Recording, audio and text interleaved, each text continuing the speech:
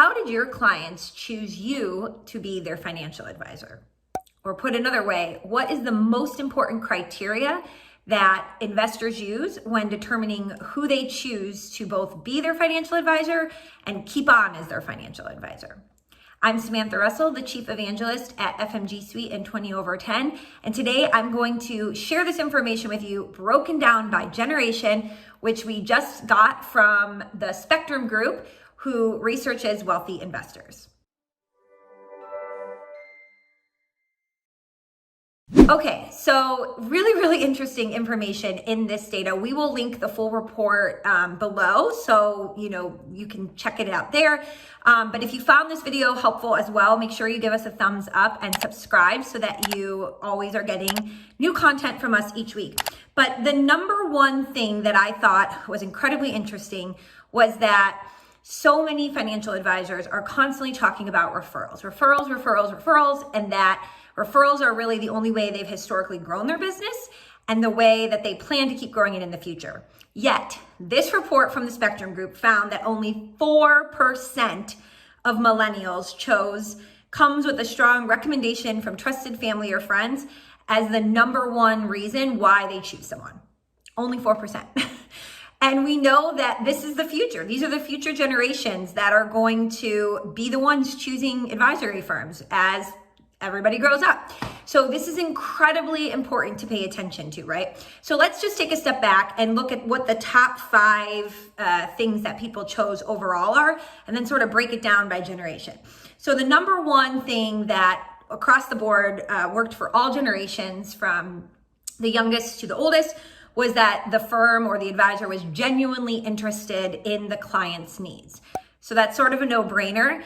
How do you do this in your marketing? One really important thing to think about is, how do you talk about the specific problems that the group of people you serve has and what solutions you provide to those problems, right? So if I land on a website and I'm a woman and I'm going through a divorce and I also own a small business, and I start reading this, site, and I can see that this person works with other women and professionals and offers people help to set up 401ks for their employees, and they work with women business owners, I'm going to be much more feeling like this firm is going to care about my individual needs than if I land on a generic advisory site that just says, we'll get you to financial freedom, right? So the more specific you can be, the more you'll attract the right type of client for your firm.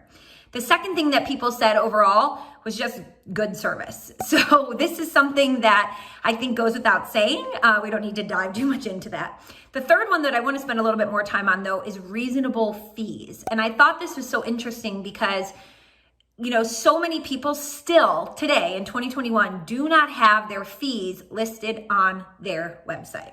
So I'm not going to argue with everyone today over what a reasonable fee is. And I think that's really up for debate. And what's reasonable is what someone's willing to pay. But the most important thing is that you clearly articulate on your website what you charge and what the person gets for that fee.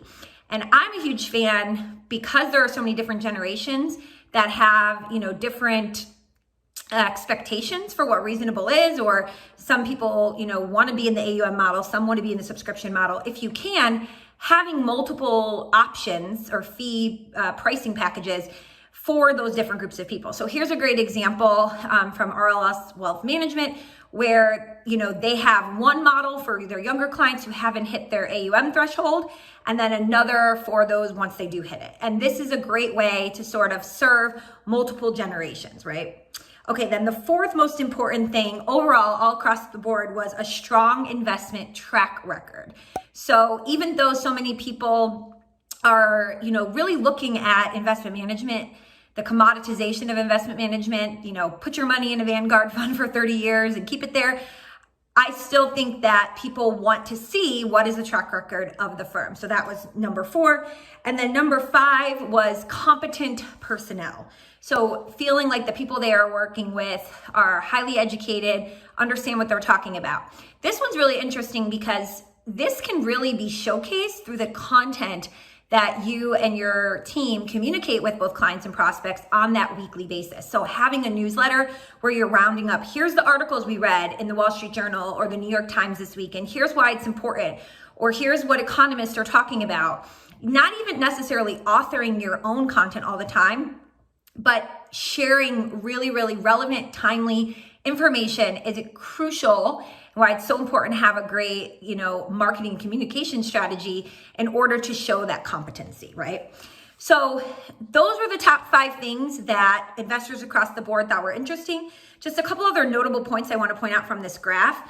Just 3% of Gen X report affiliation with a known company as being important, which is incredibly striking since it jumps back up for some of the younger generations. So not sure what everyone makes of that, lots to unpack. And then the second thing is that the investment track record that we talked about earlier is much less important to millennials. Only 15% chose that as their number one factor than to other generations. So, trying to unpack what's the reason behind that and keeping in mind what some of these differences are so that when you're serving different generations, you pay attention to what they are choosing as their top criteria really closely. I'm Samantha Russell. Again, thanks for tuning in, and I'd love to hear your thoughts on this research.